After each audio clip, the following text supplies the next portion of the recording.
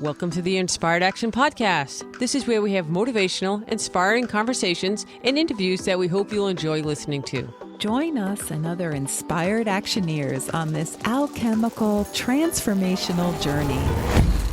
Welcome back to the Inspired Action Podcast. I'm Jay. This is our 107th episode of the Inspired Action Podcast, and we're so happy that you're here. And I'm here with my co-hosting human, Lita Herman. Welcome back, Inspired Get that Action. human, Herman, yes, human. Human. Lita Herman. That's interesting. I never thought of that before. All right. Well, 1-0 lucky 7. 1-0 lucky 7. Do you know why 7's lucky? No. Because it's the number of potential. All right. Well, this has a lot of potential. This has a lot of potential. A lot of potential. All right, water listeners out there, today's the day you've been waiting for. You've been so patiently waiting. Anticipation. We made you wait a long time. I'm so sorry. For your episode on this 5-part series on water. So that's a sorry, not sorry. No, we had to build the anticipation so you would be waiting. And we always save the best for last, which is water. Yes. Jay says that, of course, from the perspective of all 5 elements, they're all the best. But of course, wood comes first. What? So it's got to be number 1. But that's the wood perspective. And that means that water comes last. So we save the best for last. Right. And so, all the elements are the best, really. There's no hierarchy. But, wood's probably the only ones who care about being the best. Right. And waters love to be all 5 elements. They don't like you to say, I'm this, I'm that. They love to say, I'm this, I'm that, I'm this. So actually they enjoy waiting. And I'm sure they've considered everything. They've already got this figured out today. So we don't even really need to do a podcast. Because the water people are like, I already know what you're going to say. Right? So we can just go, mic drop right here. There you go. I always tell the story about the woman who quietly sat through one of my all-day workshops and without moving a muscle the whole time. And while I went through wood, fire, then earth and metal, and then I started explaining water, and she jumped out of her chair exuberantly and screamed, I water! Yes, that's it. Anticipation, spazzy, spontaneous, joy. Hopefully today all the waters listening will feel the same exuberance. And, we're just going to kind of weave this into the topic of the heart They pains. are also very mellow, just so you know. They're both. And melodramatic. Right. There you go. And so we're going to talk about the heart pains and maybe the not so feel-good topic of the podcast. But still, we're going to do it with a water playful attitude. And it's still good to identify yourself and feel that resonance with the fact that you are not alone. There are others out there who feel the same way you do. You are not an alien. Yes, so true, because so many of us might have, other elemental types that resonate with who we are in our immediate families or friend groups. And so in a way, we feel like freaky freaks sometimes. Freaky freaks. You're just water. That's what I always say. Water.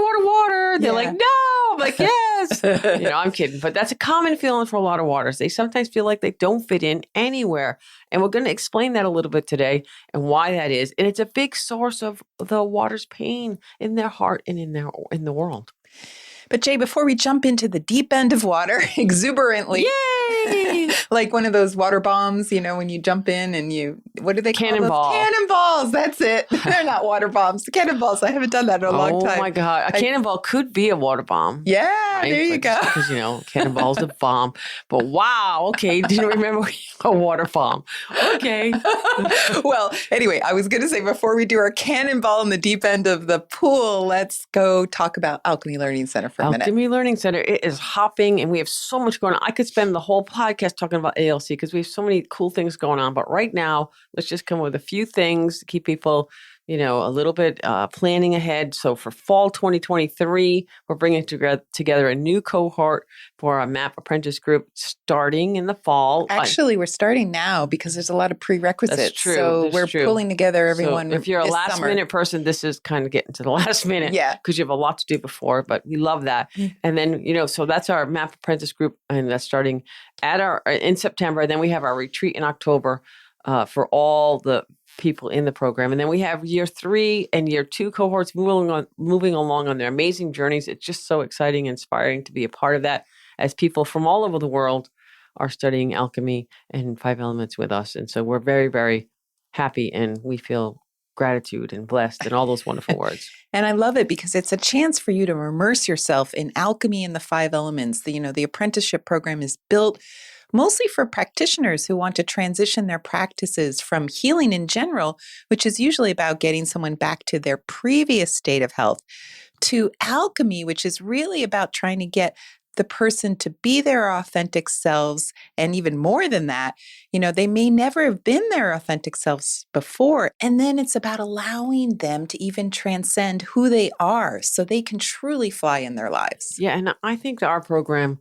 which is so unique to out in the world, it's basically, there's nothing else like it. However, I always say we have to start with the individual first. Yeah. So even if you are a practitioner and you have a rocking practice, this is about you in the beginning. Yeah. And the journey always comes back to self-cultivation. Yes. Right? So for everyone. Before you can help anyone, you have to work on yourself. And that is what I love, love, love about this program. I love seeing people work through their challenges, work through the tentacles, removing from the heart, work on different things. It's just so inspiring. Yeah. And, we're all so amazing as we are, our elemental selves, but do we even have to be limited by who we are?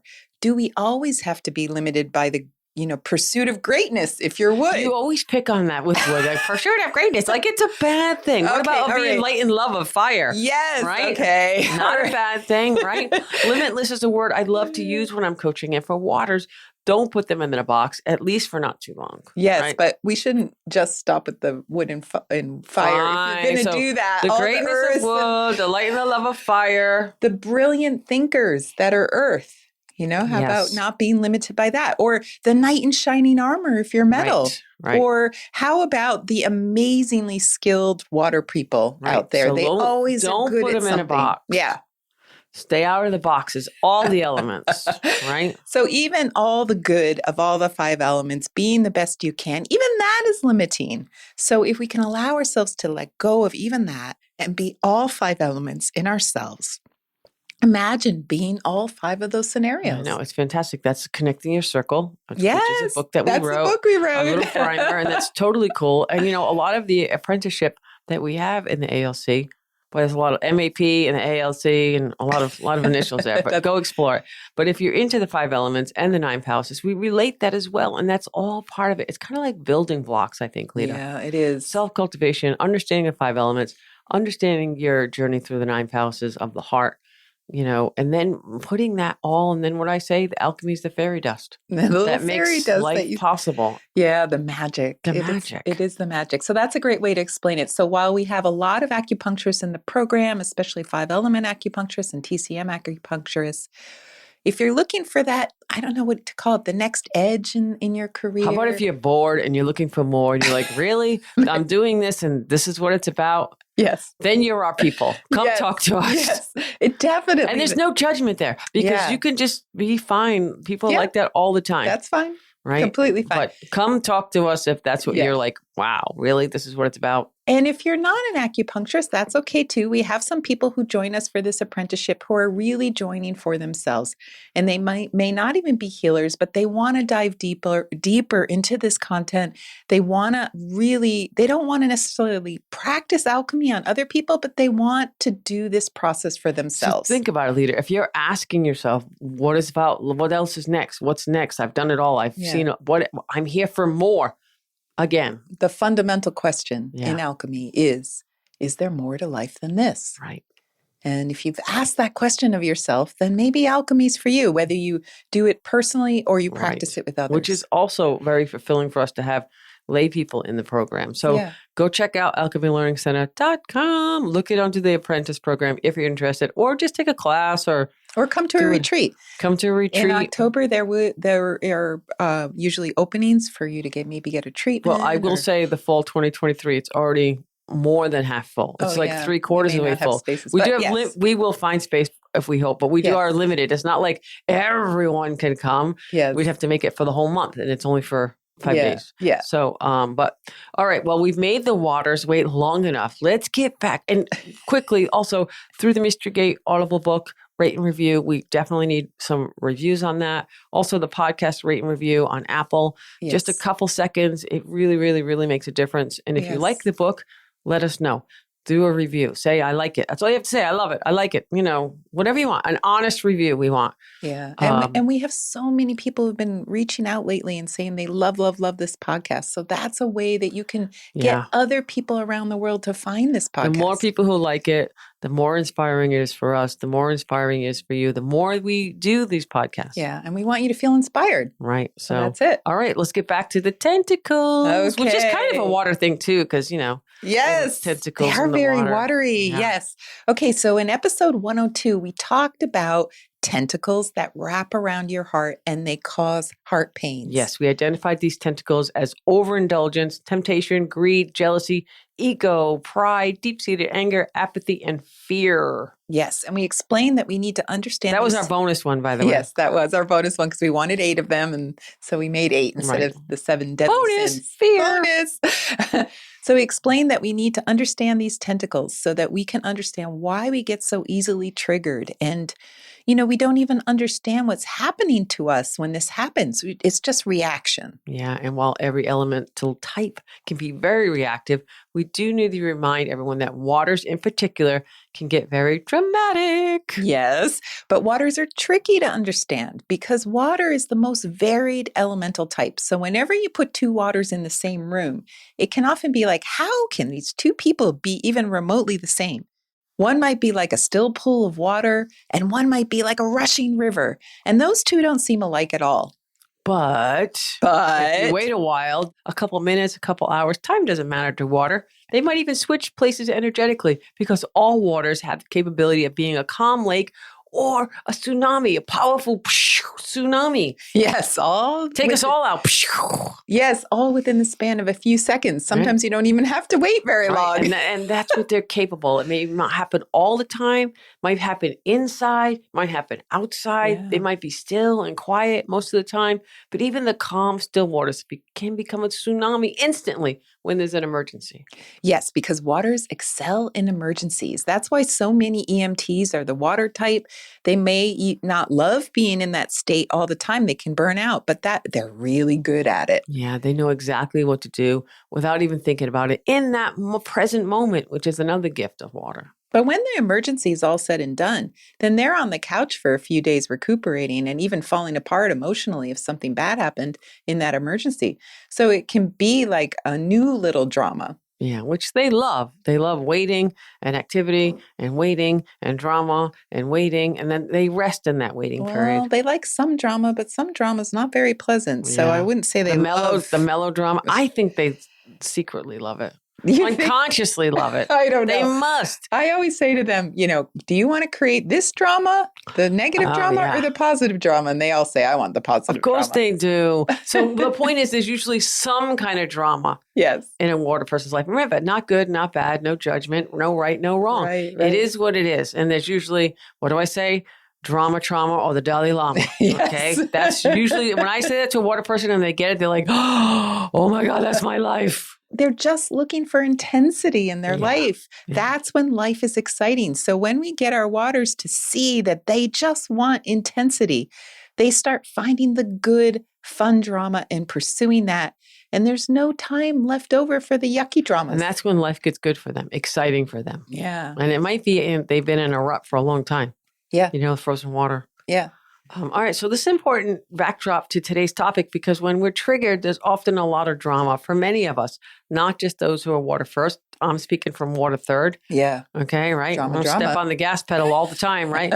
We just need to begin to take a look at how and why it happens. How can we shift it? How can we not overreact when we know we're about to overreact? Right. And this podcast is all about change, changing our reality, our stories about ourselves, how we identify ourselves in ways that are not so helpful for us. Changes. There you go. So at the core, this is the idea that those issues probably come from our heart pains. I'm going to say probably in air quotes because I don't want to say it is, but it's probably coming from that. Yes. And pain from our past experiences that we can't let go of.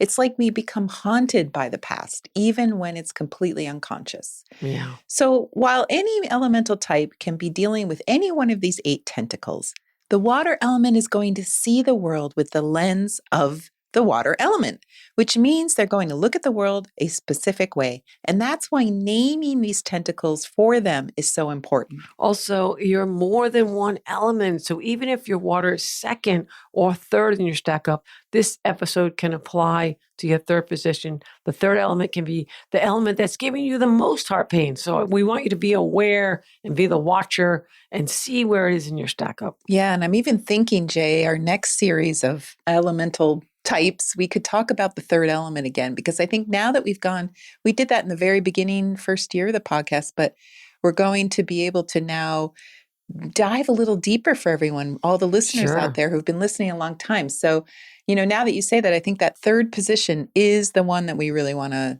think about. Yeah, we can call it like the stacking up or the Oreo series. There you go. What's your stack up? So if you've got water... The triple stack Oreo. Yes, the triple stack Oreo. All right. Is that a thing? I don't know. I know there's a double stack. I know. But dare they go triple? I don't know. I want a triple stack keto Oreo. There you go. I'm throwing that out to the universe. Make me one. So if you've got water anywhere in your top three... Wait, it also has to be sugar-free, dairy-free. I know. Grain-free. Organic. Grain-free. Organic. Okay, that is the challenge. Anyone's listening out there, a triple stack Oreo. That is all of those things. Send us a recipe. And wait, it can't taste like shit. It can't taste like poop. It tastes like poop. Okay, I think I can say shit. Take that out. Chiron. It tastes like boop. If you hear a bleep, it got bleeped out. Bleep. So if you've got water anywhere in your top three in your stack up, this is for you. And here it is. Drum roll, please. I don't have my special effects today. Waters are going to be more likely than other elements to have the fear, apathy, and over-indulgence tentacles more than any of the other tentacles. And I'll give you the bonus on that. There may be a little bit of deep-seated anger thrown in just because we're talking about water. Yes, that's true. So the first one is fear. Yes. So fear is often translated from Chinese as the emotion associated with the water element. However, I always say this is a mistranslation of the Chinese. What they really meant was the feeling of anticipation. That's what they meant by fear. There's another word in Chinese that means the fear that we mean in English. So the character that was associated with the water element is this feeling of anticipation.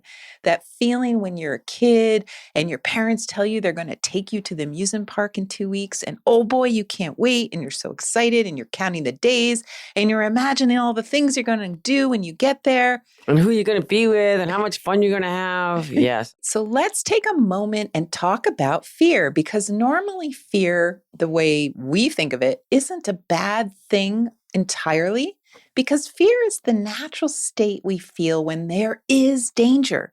We should feel fear when we're in a dangerous situation. Yeah, that could be like the wake up and say, be careful to jump or duck, or here comes something like they don't know. Like they just know. It's that kind of, is that like the feeling in your stomach? That's a little bit different, right? It could be. No, it can be in your stomach or all through your body. Like when you're in an emergency situation, you feel like a jolt, like an energy all through your body. Is that the adrenaline starting to kick in? Yes, it's the adrenaline. So it's an instinctive feeling that keeps us safe. It keeps us alive. But fear is a strange thing because we also experience fear when we're not really in danger, but we think maybe about a dangerous situation, and then we get into a fearful state when we don't need to be. I think that is a lot when people have challenges that they're trying to work through. And that's often based on experiences we had in the past that for some reason we might think it's going to happen to us again, or it might be happening right now, or they're just in that mindset. And that's what we call PTSD. On some level, we all experience post-traumatic stress disorder because we learn from our past experiences. We learn, for example, it's not a good idea to touch a hot stove. Danger. So we have a bit of fear come up just before we touch the hot stove by mistake, even before we feel the pain of our skin searing on the stove. Stupid. Sorry, I'm joking. No judgment. First, we feel the fear, then we feel the pain. And then we curse at ourselves. Yes. Because we remember that burns are painful. So all of us have this experience of PTSD on some level. So the real question here, Lita, is how much of that past is controlling our present state or blocking our future? Like, Yes. afraid to step off the sidewalk. Yes, that's the crux of it.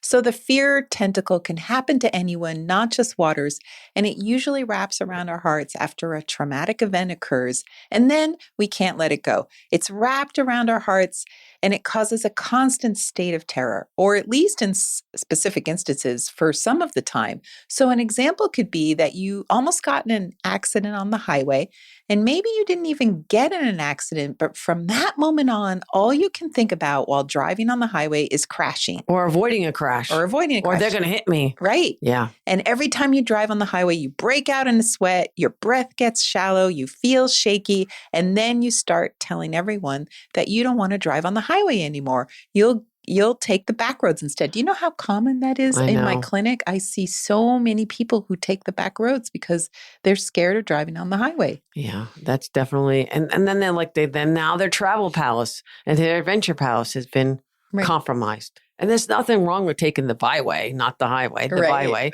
I'm a big fan of slowing down, watching the scenery if you have the time and the inclination and you enjoy it. Right. If you truly enjoy it, that's okay. And you have all the time in the world, no problem. It's about freedom. Do you want to have the freedom to drive on the highway that takes you 3 hours longer and you have that and you're not inconvenienced? That's fine. Do you have the freedom to drive fast and feel comfortable and just rip down the highway? If you want to. If you want to. So there's the difference. But does it control you? That's the crux of the fear tentacle. Is it paralyzing you? Is it stopping you from being free? What is the story that you're telling? Yeah. Or at the very least, if you still do that thing you want to do and you're uncomfortable doing it, maybe you're pushing yourself to keep doing the things you used to do. Maybe you keep driving on the highway, but the fear tentacle is interfering with your enjoyment of that. Like you said, it's definitely not enjoyable to be sweating and shaky while driving. And this is a very, very simplistic example, but you can apply it to other areas in your life. You can start to see how fear is such a common tentacle for anyone who has trauma in their past. So for waters in general, fear is definitely the most likely of the tentacles. And I just want to say, water people love to drive. Yes. They love to go. They yes. love to do. They like to adventure. They love to do adventure. So if this shuts them down, it's bad. It's bad. Yes. Well, no good, no bad, no right or wrong. No bad, yeah. But it's challenging. Yes. Let's go with the challenge. There you go. So remember, living in a state of anticipation. This is water. And hopefully that anticipation is like a really wonderful feeling of exciting events in the future. But we always say your greatest gift can be your worst nightmare for every element. So this excitement for life can also be dread and terror for life when life is potentially delivering bad stuff in the future. I love that, Lita. And anticipation is the state of being in the future, may be good or bad, even though we know there's no good. Boy, I said a lot today, right? I'm trying to be no good or no, yeah. However, clearly there is a personal preference, and most of us agree that the bad stuff, when I'm doing air quotes, is bad. So, right? We don't like it. We don't want to do it. Right. It causes discomfort, and we don't like discomfort. Okay. So, Lita, let's go more about this fear tentacle. More. Well, don't be afraid. Well, just like tell us about it. Okay. Let me tell. Well, just like the other tentacles we've been talking about, this has to heal. Years ago, a young woman came to me whose first job was to sit at a door of a building and kind of like guard it, like a door monitor.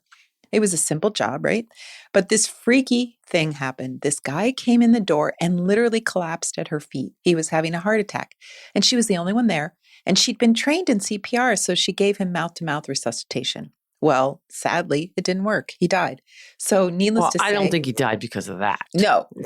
No, he died it wasn't because her of fault. A heart attack. Yeah. So needless to say, it was extremely traumatic for her. And here's the thing. From that moment on, she couldn't kiss anyone. It just brought up the fear.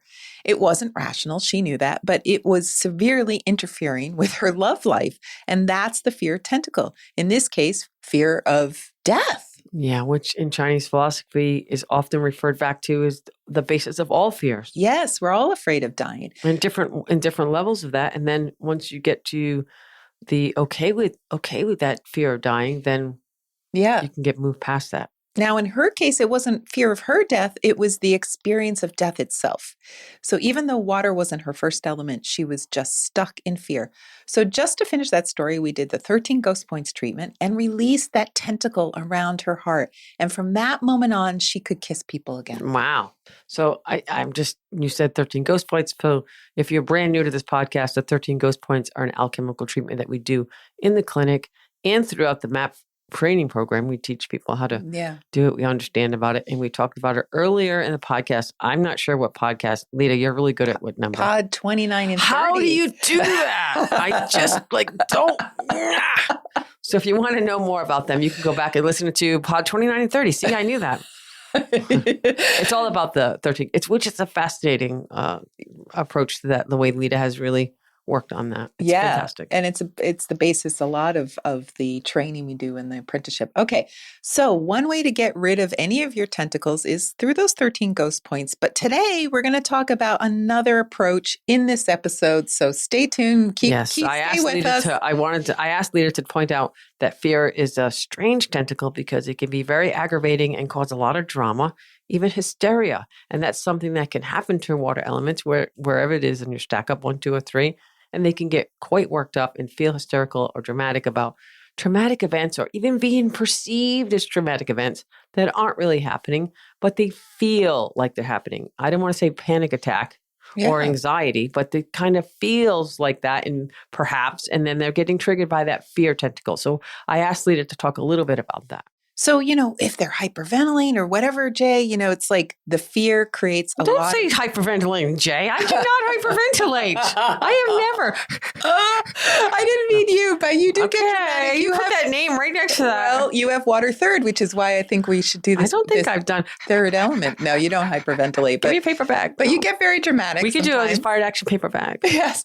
So the fear creates a lot of what we call wind in Chinese medicine, like a little dust devil. I think that's the Tasmanian devil, right? Yes. Tornado of energy. Yes. So that's the feeling like, no, not again. I can't let this happen again. And it's not necessarily rational at all. Yeah, actually, it could be rational, but the reaction is way beyond what it's called for, maybe, right? Yeah. Is that a fair statement? That's true. Yeah. And that's the nature of water drama. It is often rooted in fear, rational or not. In fact, not wanting something specific to happen again after we've been traumatized in the past. This can put the mind and body into an over-vigilant state, like a constant state of vigilance that results in an autoimmune response in the body, because that's what autoimmune issues are, like a over-vigilant state. So the body starts attacking itself or literally attacking your own fears that you are unable to resolve. Wow. Yeah, that's intense. That's pretty big, right? That was intense. That was very good. Perfect level of drama and intensity. Okay, thank you. Which brings up to me another version of the fear tentacle, which is going into hypervigilance and attack. I don't want to say attack like, but like an attack on the person. The opposite happens, paralysis. Yeah. What I like to be called frozen in fear. Yes. We're really talking about that deer in the headlights version of fear. Which have in your life, it's okay if you actually shine headlights in a deer. Fine. But if those lights are in your eyes and you're not reacting in your own life, we freeze. And that's a survival mechanism that's hard to undo. It's just for the water elements, they can spend a good chunk of their lives frozen in fear. Yeah, it's like just like, you don't do anything. So doing nothing means nothing's going to happen. Yes. And ice is the one state of water that waters really don't want to be. They can be a still pond. That's great. Just hang out, just be a couch potato, like just relax, meditate, whatever. They love super chill. They love that, the restful state. But frozen, that's always a fear reaction and often a PTSD reaction. And it always comes from a state of not being free, not having a choice. And water wants to be free and flow. Yes. Whether that's slow and meandering or raging like the tsunami or just ripping down the mountain. But they want to move somehow. Free to move. Waters need to move. Even when they are paused and still, which is often, They're thinking about moving soon and they're just gathering energy to move. But being frozen, that's a refusal to move. Yes, and I use apathy for that one. Is that correct, Lita? I always like apathy. Yes, it's a little different than the metal indifference and the disconnect, which we talked about in the previous podcast. It's their version of the apathy tentacle, the metal one. So maybe watered down apathy. Yeah, right. Or frozen apathy. Right. So waters, it's a refusal to move because they don't want a particular outcome. And they believe if they don't move, it's kind of smart. If I don't want that outcome and I just stay still, then it's not going to happen. So they become a block of ice. And that ensures that future outcome can never, ever happen. Right. And they can sit in that ice for like, hello, millennial, right? Think about the Woolly Mammoth. That Woolly Mammoth was scared. He was like, frozen. Ah! And then he really got frozen. And remember, like metals, waters are yin, and yin is descending and quiet. So they're not as outgoing and assertive as fires and woods.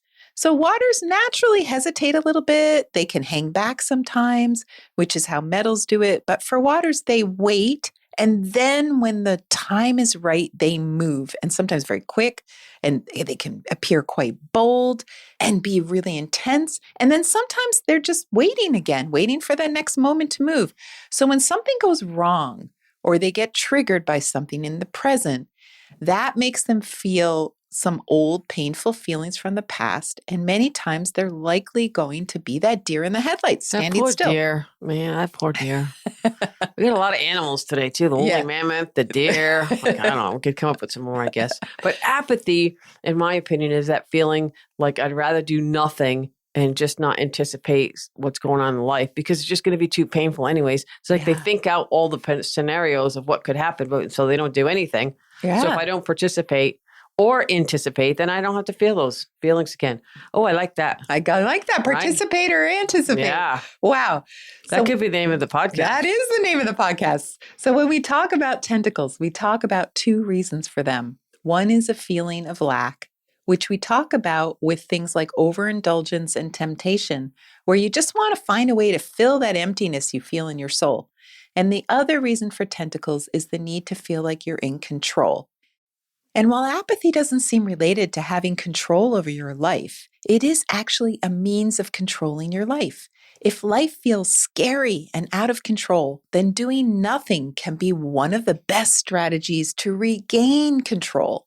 One of my clients, for example, lost a loved one who was so important. They just decided not to go on, like just not living. They were alive, but just not able to really participate in life. And that's the frozen in fear. That makes a little bit of sense. And, I don't want to say a lot of sense, but I'm getting it. I feel it. Does it make a lot of sense? No, it makes a little bit of sense. No, I get it. So when a person gets apathetic and decides not to participate in life, that's them asserting control of what they want to do in their life, which is nothing. Is that correct? Yes. Okay. So nothing is doing nothing, but it's doing. Right. Nothing. Exactly. There you go. Exactly. Okay. Which is different than the need to fill something that feels very empty. And that can also happen to water people. Sometimes they feel a lack in their lives, and this often comes from their shyness and difficulty sometimes with social things. So they can, because they naturally hesitate, be wallflowers and feel very awkward with finding friends. And they might be the ones who feel invisible and on the sidelines in life. And the ones who have a hard time, just making a lot of friends. Because they feel like they don't fit in. But they'll often do very well with one friend or two close friends that last a lifetime practically sometimes, maybe from an old job or an old neighborhood or someone they grew up with. But, then if one of them moves on, it can be really devastating, especially if it's someone from far, far away in the past, like in grammar school, because it's just really hard for them to find another person that fills that void. Yes. So that awkwardness. But they love those old, long friendships. Yeah. So the awkwardness of water can lead to that feeling of lack, of not mattering. And so they may look to other things like drugs or even food to fill them up again. Video games. Yep. TV. Whatever fills that emptiness. Yeah, fill that emptiness with something. Yes. Now it's easier than ever to fill that void. Oh my God. Our whole society is about filling the emptiness. I know, right? And even if they do find their niche let's just say they're in theater. They love theater. Improv. Yes. Comedians, actors. Yeah. All of the above are filled with water elements. But let's say they're finding a group. They're Their people. home, they're people. And let's say they get to go on stage for their improv, either figuratively or in reality. They still have to go home at night and they may still feel alone. Yes. And again, we're going to go to another. That's where addictions can come in. Addictions can come in to fill that void, but it's a little less like the metal temptation tentacle when you're kind of being bad and doing something verboten. This is more like the overindulgence alone tentacle. At first, it's just doing a little bit of drugs or alcohol or whatever. It feels pretty harmless. But over time, it just keeps getting bigger and bigger and bigger and lonelier. And there's just more emptiness to fill. And they don't want to do that. So the question is why? Why is that emptiness there? And how can they feel nurtured and fed by their community, their families, their environments? I think the question is not necessarily why, but how can they move through this? How can they recognize it? How can they see it? And then the why will come in. Yeah. Well, all right. This is getting really long. I hope you love it, Waters. We've given you lots of anticipation. Well, remember, Waters are relentless too. Yes. So we're on a runner. We're on a water runner. All right. Let's talk a little bit about anger and Waters. Okay. So while Waters typically don't have a lot of anger all the time, some do. And when they do, they can be really, really angry. Yeah. And often for a good reason, they're not just a little pissed in that case. They're really pissed. And even if it's a little pissed, it seems like they're really pissed, even more, like the magnitude is bigger. And then they hold that anger in. It's because they feel like they're going to be out of control if they let it out. Remember, they know that inside them is the power of a tidal wave. And they also know that power can decimate another person, perhaps even someone they love. So if you really piss them off, they might have to hold that power in to protect others from the destructiveness of letting it out. Yeah, I would imagine this happens to a lot of water elements. Instead of confronting that person they're mad at because they don't like confrontation, they pull back. They don't say anything for a long time. They're trying to quell their anger, which they probably do nothing about it. We just talked about that. It brings them down so that they don't want to destroy that relationship. And we know that stuffing anger isn't good for anyone. So if they don't resolve that anger, then it's going to stay stuffed. And stuffing is only good on Thanksgiving. We know that. Right. Although you might stuff a lot of anger on the stuffing day, which is Thanksgiving, because your family's around. Right. That is a big And that thing. will be the stuffing that breaks the straw on the camel's back, so to speak. And you will blow. Yes. And they go stuffing everywhere. It's all over the room. It's messy. Not going to be very pretty. No. This is definitely huge for all waters because it's so common for them to feel like this when they're really mad. And another odd variation of this is what I like to call the stubborn block. The unresolved anger gets lodged inside. You don't like to call it that. Woo, you're stubborn. Yay. But we see it a lot. But they know this, so we can say it. They have unresolved anger that gets lodged inside, and they know they have to release it to feel better. And they actually know what they have to do to feel better, but they refuse.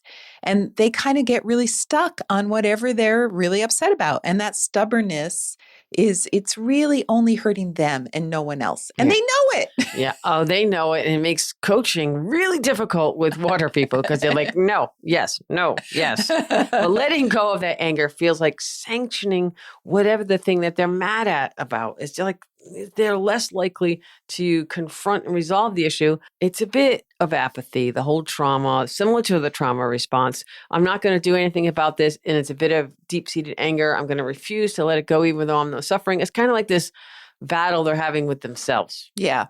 Okay. So on that lovely note, those are the common triggers for waters: fear, apathy, overindulgence, deep-seated anger.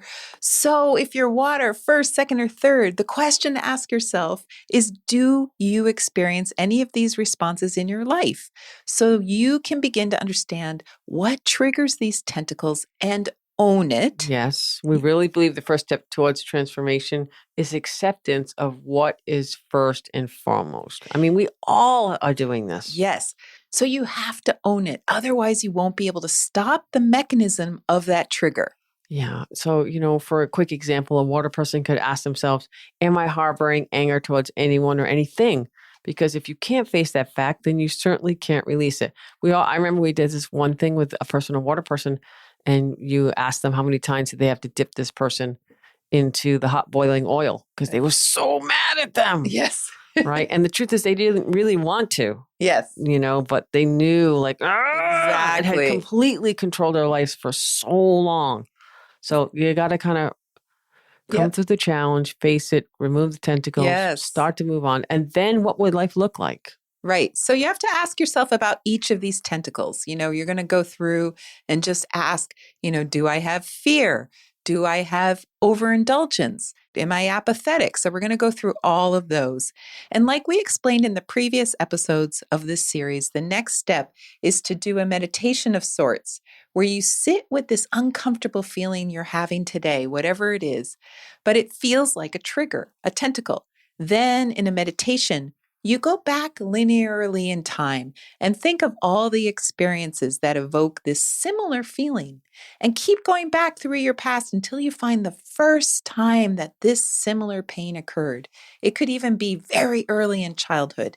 And once you identify that, you can give yourself permission to rewrite the story of that past event. Yeah, it's like rewriting the bad dreams that you have over and over and over.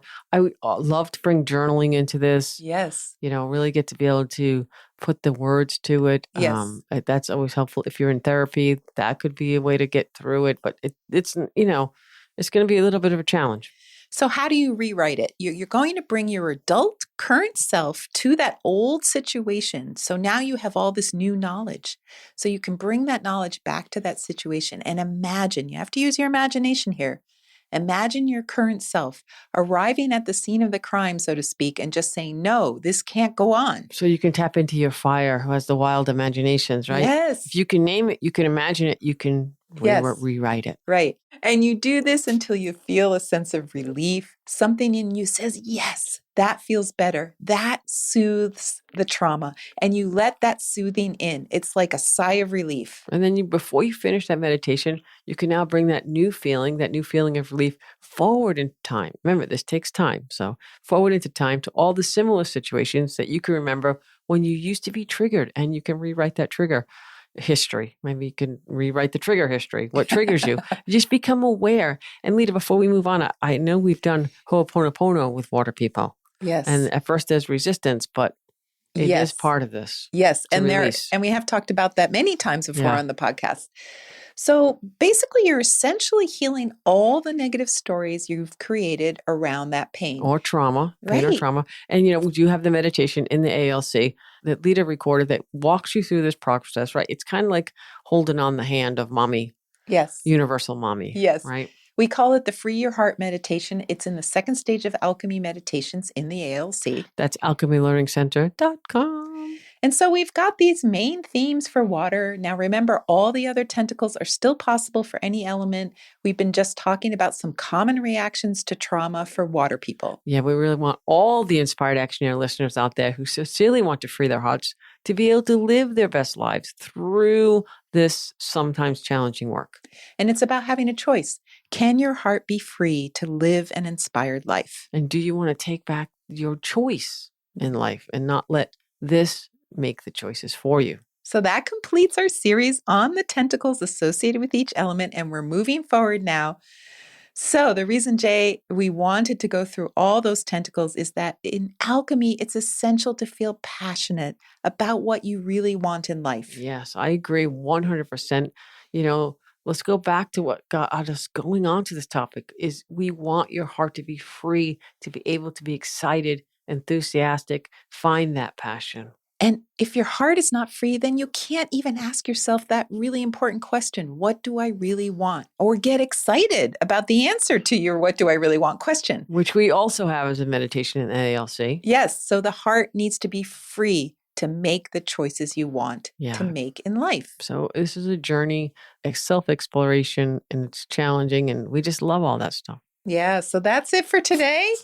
We're excited to bring you a new series next podcast, so stay with us. Yes, and you could think of this as evolving out of whatever stuck place in society or your family cornered you in or put you in, and find a way to flow out of it and let that water go.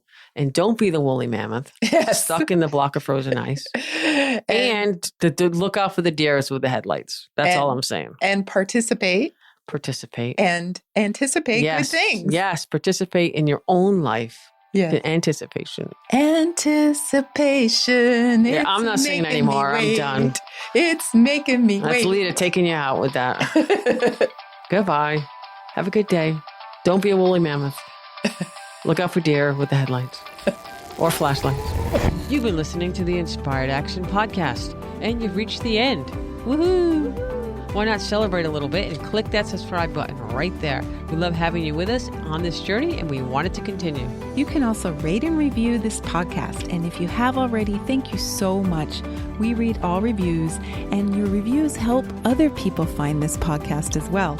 You can also be a part of this podcast yourself by submitting a voice recording message and emailing it to us at lita@inspiredactionpodcast.com or jay@inspiredactionpodcast.com. And if you want, you can join our Facebook group or follow us on Instagram. Join us next week for another Inspired Action conversation. And thank you for listening. Thanks for listening, and remember to hug the dog. God, it's like I have a tsunami in my mouth. Okay, one more time. 5th time's a charm. I don't know, maybe. I'm not doing that. The chickens are making a racket.